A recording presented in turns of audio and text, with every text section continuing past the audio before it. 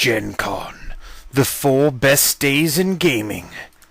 I would have gotten these 4 best days in gaming last year, but my school rescheduled my second rotation. I was going to finish my second rotation early enough that I could have gone to Gen Con, and then they said, no, we don't like that, and so they pushed my rotation back a bit, and they overlapped Gen Con, and I couldn't go. This year, however, no such ill luck befell me, and I was able to schedule and buy a ticket and drive over there and sleep in a hotel room and game like crazy, which actually turned out to be more like shopping like crazy, but we'll get to that. I'm going to mention right now, I am super tired. I have run off of very little sleep over the past several days, and even though, even today I tried to sleep in and I couldn't. I tried and I kept waking up. So, I'm going to click over one. I took a lot of pictures, but I didn't take as many pictures as I wanted to or should have. So there's going to be a lot of stuff here, but keep in mind that this is just a very small amount of what I saw. This was the first picture I took. I had my camera in my pocket. It was Thursday. We were walking over to the convention center. You can see the Indiana Convention Center in the background. And there was a statue here. And I had seen very similar statues in other cities during pharmacy conferences outside convention centers. And I'm like, wow, this guy must just do this. That must be his, his thing. So I wanted to take a picture of it, and one of my group, that's actually my DM right now, decided he wanted to get in on the picture. And you may or may not hear the instant messenger beeping every once in a while. Is that a compound 2 thing? I'm talking to my brother right now. I got him 2 things at Gen Con, and I'm trying to let him know what it is, letting him know what it is, but I don't want to really just let him know what it is. And this is a guy who was in my Gen Con video. You might have heard him in the background in that video. Right when we walked inside, there was this awesome dude. This guy is entirely made out of Legos, for realsies. It doesn't just look like it's made out of Legos. It's Legos from top to bottom. With the exception probably of this plastic case. What surprised me about Gen Con, I had never been. I knew very little about it in actuality. I was surprised that there were so many small children there. I knew, most role players, junior high is about when, junior high, high school, that's when people start getting into role-playing games. And even board games and stuff, like the more, not like Monopoly and Candyland, but like bigger board games like Catan or Carcassonne and stuff like that. And I had played with even gamers up to 60-some years old. Old guys that like to get down and game every once in a while, throw some bones. Wha-cha. So I was completely ready for people anywhere from 13 or so up through forever years old. But no, there were tons of little children all over the place, in the vendor hall, at events. They weren't doing the role-playing stuff so much because that's not, despite how easily kids do pretend stuff, that's not their thing. And I don't know if Lego is at the con because there are so many little kids, or if so many little kids are at the con because they have things like Lego and a couple other events that are especially geared towards little kids. But this guy was right inside, and Lego had all kinds of awesome stuff. I think there's a couple more pictures of Lego from the vendor hall. But there was like an entire... Lego had their own room, and there were just Legos. And kids, if you bought tickets, I guess the kids got to go in there and just play with Legos for a long time. Ah, the Beholder. So as we're wandering around, the first day that we're there, we thought by the time we got to the con that the vendor hall was closed. So we were just wandering around the rest of the building. There's a giant convention hall, a giant hall on the second floor, and Wizards of the Coast just owns that hall. And the only thing that they do in there apparently is 4th edition Dungeons & Dragons. But this is the Beholder. This might sit right inside Wizards of the Coast. When you walk into their building, they have this guy. He comes apart in pieces. You can kind of see the cracks here on his quote-unquote cheekbones. He breaks up into a couple pieces. All the eye stalks come off. It's just for transportation purposes. But he was cool. Unfortunately, right as I go to take a picture, these people wander in. So then I try to take another picture, and the little girl wanders through. I have a lot of pictures that I had to delete. Not because there were people walking in it, but just because, especially when you're taking pictures of people, there were people in costumes, and we'll see a few of them. If they move, my camera doesn't like it. I don't want to constantly flash people, and my camera has a mode that doesn't use the flash, and that's what I'm using here, is the non-flash. It takes excellent pictures. As you can see, other than the little girl, everything else is perfect. Very bright, very clear. But if you move even a little bit while you're using this mode on the camera, everything comes out blurry. Just like this little girl is all kind of blurred. Also in the hall, I mean, this is just like a straight right turn from the Beholder. There's a giant D8. And, I mean, you can see the guy standing here. This D8 was like 3-some feet tall. That didn't get picked up and moved. That was just like a set piece. I actually didn't go over to look at it more closely, but I could easily imagine that it was just a sort of fabric stretched over a wire frame rather than being something, like a big solid piece. There's not a picture of this right now, so I'll go ahead and let you know.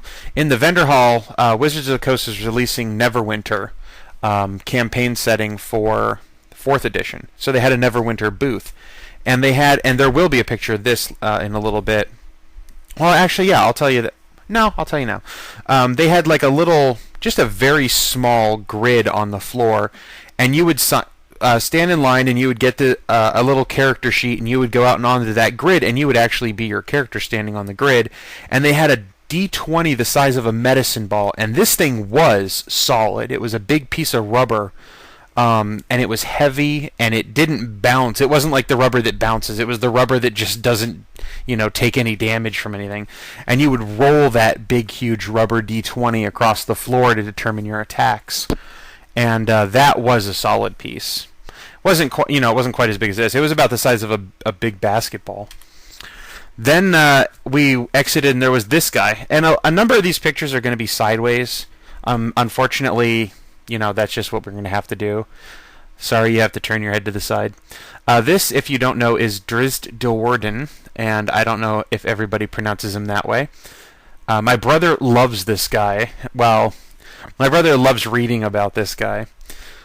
He has a lot of books. R.A. Salvatore, or Salvatore, I'm not sure how to pronounce his name, writes books about him. And this was a full-size statue. This was a human-size, maybe even a little bit bigger than human-size statue. And it was really cool. Up on the second floor in this atrium, very bright, got a lot of light on it. There I've turned the camera over to the side to take a slightly different angled picture of it. This one, I didn't get to see, unfortunately, the ending to this. This is called Card Howla. And what they do is people volunteer. You go over here, and there's people will donate old cards. You can see a whole bunch of Magic cards. Mostly these are Magic cards. And then there's other card games and stuff. People will just donate decks, and there's a big box sitting there, and everybody will just throw their decks in there. And then other people volunteer to stack them up into these big elaborate towers. And here's some more. And some of them, this is not taped, this bridge. Somebody tore the cards and fitted them together so that they would form this bridge. And these are World of Warcraft trading card game cards. And you can see that there's this wall back here and all kinds of stuff. And they build up all of this. And then on Saturday night, everybody gathers around the Card Howla, and they throw quarters at it to knock down all of the buildings. And you actually have to bid. There's an auction to determine who gets to throw the first handful of coins, since those are obviously going to be the ones that cause the most damage straight off. My friend who went with me, he was there last year, and he videotaped part of them destroying Card Howla as they were shotgunning quarters and everything at the people. Not at the people, I'm sorry, at the buildings. I said at the people because I see the people standing in here. They're not there when you start throwing change. So that was kind of cool. This was just on Thursday while they were building it up. And there's a giant tower that I got. And again, see how the tower is pretty clear, but this guy just moving his hand a little bit gets a nice big blur effect. And this one didn't come out too well because I had to zoom in a lot. And I can tell I zoomed in because of the graininess of the photo. They had a giant Big Ben. And even this, it's not taped together. It's all fitted together. And it might be taped on the inside. No, I think they wove it together. I know for certain that the clock, each of those pieces of the clock were taped to the cards and then fit together. You can even see the lines in the clock. Then we entered the vendor hall. Turns out the vendor hall wasn't closed. We thought it closed at like 4 or 5, but it actually didn't close till 6. So the door that we came in, this is a Warjack from War Machine by Privateer Press. And we came into the door, and this was the guy who was right inside the door, so we got a picture of him. And then from then on, we decided every day, it's like what we're going to do is everybody gets to split up for an hour, then we'll meet back here. And my DM kept calling him a Space Marine, so he always said, meet back by the Space Marine. He looks kind of like a Space Marine, but not real. But, you know, in truth, he is not. Wondering about by the AEG booth. AEG is Alderac Entertainment Group. They do Legend of the Five Rings, which is a Japanese-flavored role-playing game. This guy was walking around. I liked his costume a lot. Not quite a great picture of his hat, but he had a very nice hat. Very good kimono robe on. These guys were out in the hall, not in the vendor hall, and they just set up and played. I guess they were allowed to be there. They do have their badges on for the con. And yeah, they played music and got tips. You can see the little box right here for the tips. There were lots of people in costumes. A lot of these photos are going to be people in costumes. This is obviously Catwoman and Scarecrow. Scarecrow, funny enough, it looks like Scarecrow from the cartoon show, and Catwoman from... Well, actually, is that the Scarecrow who was in Batman Begins? I've only seen that movie once, and I don't think I saw it from beginning to end. That looks like the Catwoman from the old Batman. Not the Batman TV show, but the Tim Burton movie. So what I was going to say about the people in costumes... There were tons of them all over the place. And a lot of them, like right when I took this picture, these guys were smart. They dressed up in costume. They wanted to get their pictures taken by people. So they stood out in the hallway. And they just stood there. And as people came by, they would pose and let them take pictures. And then pose again and let them take pictures. And it was cool. There were a lot of other people who were walking around going about their con business, you know, shopping or whatever. And they were wearing really awesome costumes. And you would ask them, you know, could you stop so I could take a picture? And they would. But my problem was I had my camera in my pocket. And so whenever I saw somebody stopping to get photos, I had to pull my camera out of my pocket, unzip it, pull it out of the bag, turn it on, raise it up, zoom in, you know, hold the button down to focus. And by the time I had done all that, most of the time the people had started moving and the pictures came out blurry or they weren't very good. So that's what I meant when I earlier said there were a bunch of pictures I should have taken but didn't. And once more, it was in the intention that I wouldn't be flashing these people constantly with the flash on the camera. As you can see, they come out nice and clear because they were standing still, whereas this guy over here with the camera came out blurry because he's moving around. Alright, so Thursday night? Yes, Thursday night when I got to the con, I had signed up on my message boards for a 4th edition game. I originally had signed up to play a Gamma World game, which also uses the 4th edition rules. But unfortunately, the guy who was going to run it had not had any chance to play test it, and he had never played the game system before. So he's like, I can't, you know, run a game in a system I've never played before without ever having, you know, practiced it. So instead, another guy took it up, said, I'll run a game. And we were a group of mercenaries who were the survivors of an accident. Well, I shouldn't even say an accident. We were a group of mercenaries from a group called the 100, or the Honorable 100. And we were hired to hunt down a giant, like, army of gnolls. And the gnolls had gone, they had reached critical mass and gone supernova, basically. And they were threatening to overrun a kingdom. So they hired us, and we clashed with the gnolls atop a bridge, and in the midst of the battle, some troll or giant or something knocked the bridge down, and it came down with all of the gnolls and all of the 100 mercenaries on top of it. We were called the 100, but there were more than 100 of us. And out of that wreckage, a bunch of gnolls survived because they outnumbered us to begin with. And then there were 5 of us that survived. And I think what was funny was, of the characters that survived, I was playing an Eladrin warlord. There was a Goliath fighter, a human rogue, and a half-orc ranger. There were 4 characters, but the one guy who played the Goliath fighter kept saying that there were 5 survivors because he counts as 2. In this fight, give me just one sec. I gotta go real quick. It occurs to me that I've been gone from the computer for quite a while, but to you, it's a split second. And I gotta figure out what I was talking about. Let me see. Probably should have done this while the video was still paused, huh? What? Okay. Give me just a moment here. Compose myself. Figure out what's going on. Hit the volume button again on my headphones real quick. Okay, so we were a group of mercenaries. We were fighting a group of gnolls. A bridge collapsed. We survived. Oh, okay, now I know where we were. So these gnolls were threatening a village that we came across. They were actually the gnolls. The adventure started with the gnolls chasing us through the forest for several days.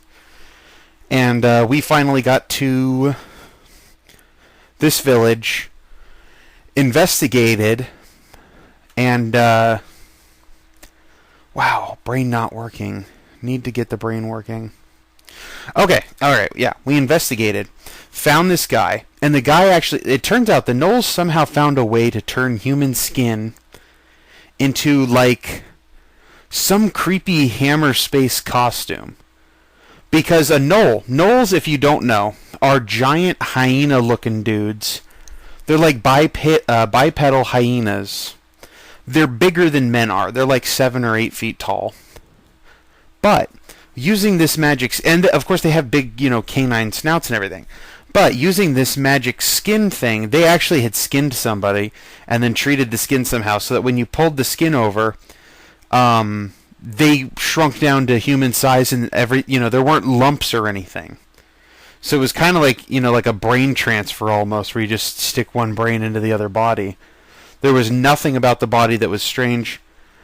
Even the voice, it didn't change what you knew, but it changed the voice. So, this gnoll was really stupid, and it couldn't really speak common, but it spoke with the perfect human accent, which was kind of what gave it away. Ah, man, I wish I didn't get interrupted, because then I would have, this probably would have turned out slightly better. Anyway, we had found out that we captured the skin that he had stolen, and my character, who's an Eladrin, which is a type of elf from the Fey world, so they're completely foreign, I would say, to the world in which we live. He actually put the guy's skin on to show how it worked. And then later on, we were in a fight with gnolls out in the forest, which is what this picture's of.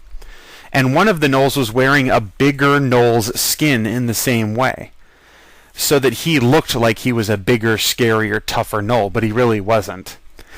And after we defeated them, we heard other gnolls and some hyenas coming to attack us. So my character put on that gnoll's skin, and then laid down on the ground like he was dead. And then when the rest of the gnolls showed up, he got up and tried to scare them off or otherwise confuse them.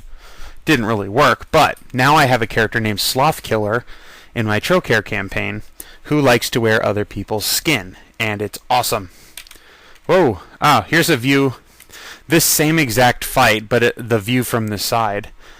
And this is actually my character right here, with the yellow hair and the red-brown tabard. And this is a gnoll, the big boss gnoll, after we had ripped the skin off. Somehow, for whatever reason, this gnoll actually didn't have any skin left on. So it was just like this nasty, you can see this nasty head and everything. Gross.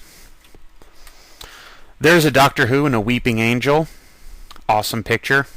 That was actually very nice costume. You can see just the paintwork on her arms to match the rest of the costume.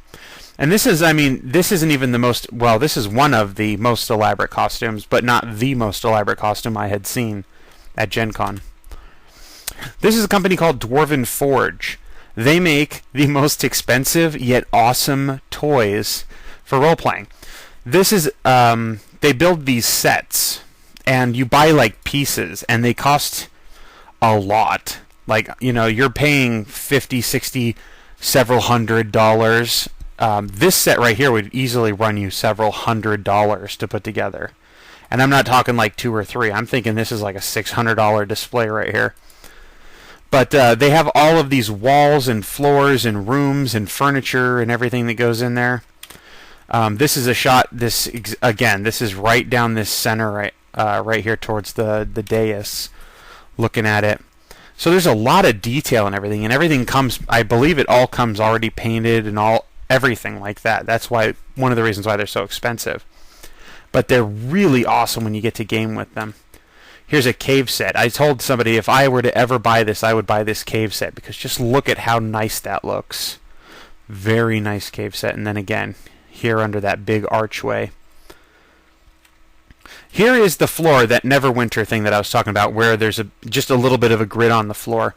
They brought out a dude in a white costume. A white is a type of undead, like a ghoul or a zombie. And he would fight, and it was just you guys standing around. When I took this picture, they weren't running the game, and I think there was an author off to the right here who was signing books. But I got to play this on a later date. This was just me walking around taking pictures. Oh, yeah, there's the author. That's Ed Greenwood. He is awesome.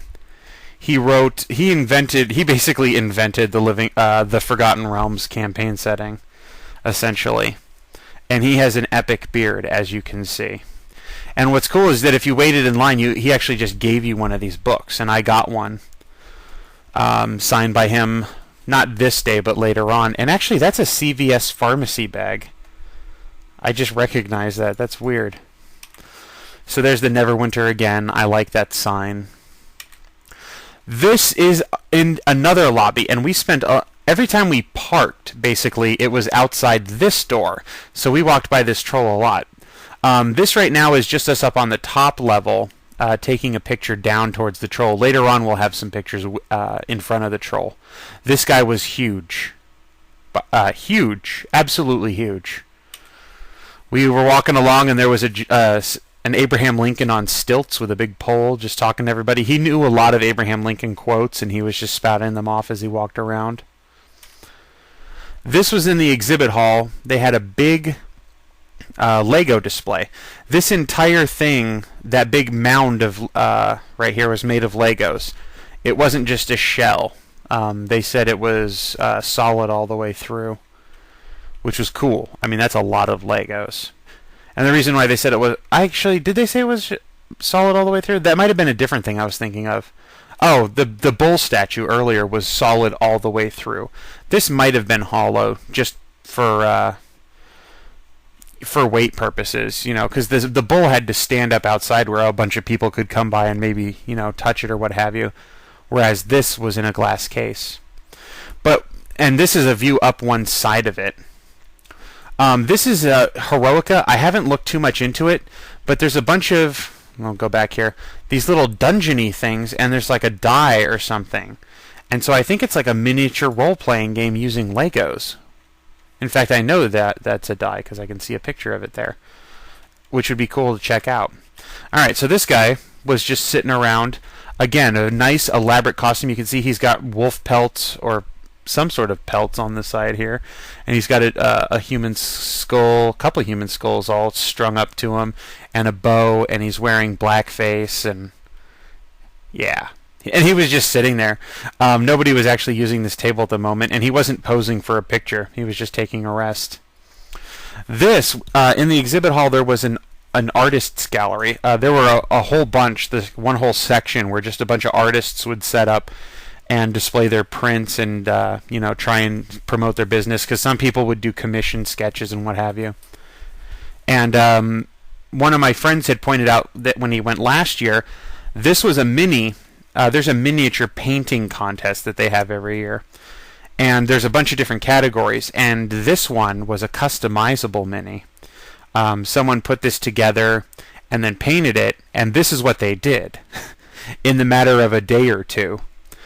And unfortunately, what she said was, the artist said that the last one kind of it broke or something in the year since, and so she had to create a new one. She took the broken one, put it together as best she could, and made a mold out of it, and then cast another one and then painted it again. So there's one view of it, and there's a view of it. That's the artist right there in the background too. And that's it trying to claw at your face. Unfortunately, because she was in the background there, my camera auto recognizes faces, and so it recognized her face and focused on her, leaving the guy in the foreground kind of blurry. This, her table as well, this mask, she carved that mask and painted it. There were a couple more, all the same kind. So I guess she carved the original and made a mold out of it. But there you go. That's a mask that looks kind of like what I wanted for Ghost Hunter Martian. If you watched Strovil's channel, the video on Ghost Hunter Martian, that would be close to the kind of mask. I mean, it's the closest thing I've ever seen. Not that it's, absolutely perfect, but it looks cool. I like it. And even though it is a dragon, there's just a certain asymmetry to it with that, the big red thing over here and not over there and what have you. This, I'm upset it came out so blurry. These people were dressed up as steampunk people, and she, for whatever reason, had this cool backpack, and it kind of bubbled and stuff in the mug, and you can kind of make out some lines in the mug. It was cool. Unfortunately, they were all moving around, and they had posed for a picture at one point as I was getting out my camera, and this was them. They were just getting ready to walk away, so everybody was moving a little bit. This is actually the same artist's table, and there were these masks on the other side, so I guess she carved those masks and made molds for them, too. Then there was this guy. I don't know what that is. It has, like, draconic features, but it's furry, like a mammal. But yeah, that's just one of the more elaborate costumes you see. And actually, soon after I took this picture, the guy took the head off and was complaining. He's like, it's just so hot walking around in that costume. Outside in Indianapolis, it was disgustingly humid and warm. But as soon as you walked in, the convention center was just cold. Right as you're walking in, the feel like this huge gust of air constantly coming out the door as you open it up to walk into the convention center, and it's cold air conditioned air, and it felt great. And once you got inside, even though you were walking around all day on that, you didn't get too hot. They knew to keep the building nice and cold for everybody. This is a poster, GameChurch.com, Uber Ponage since 33 AD. Aw yeah. This is a game table. There's a company called Geek Chic, and they make these big game tables. And like here, these are drawers, and the drawer will fold out. You open up the lid, and then you see these side wings. Those pop out, and then you put the lid back down, and now you have this extra large section. And of course, your chair's pulled all the way up, so you've got your character sheet and your dice and everything down here. And then your DM can have all kinds of stuff up top. There's a bunch of different types of tables that they make. And actually, these drawers lock. I pulled one out to look at it, and then when I went to push it back in, it wouldn't move. You see this just right here. This is actually a little stick that, when you pull the drawer all the way out, clicks down into place, and you can't push the drawer in. So you have to reach on both sides, pull those sticks up, then push the drawer in. The drawer slides just like a cloud. It just goes in and out real easy, which is why it pulls out and then locks into place so that you're not bumping it and causing it to slide right back in so easily. There's the troll up close. Oh, I love this picture so much. This was the first one I took of him, and I'm like, awesome. And then I took one with a fisheye lens because I'm like, this is so in your face, I needed another one. Which actually, it doesn't look that bad. It makes him look a little bit fatter or so, kind of oddly misshapen, lumpy, I suppose would be the word. And I'm going to end the video here and then start the video up again. I don't want the videos to run like literally an hour. So this is Gen Con Part 1. And man, this is like 1/3 of my photos. Bye bye.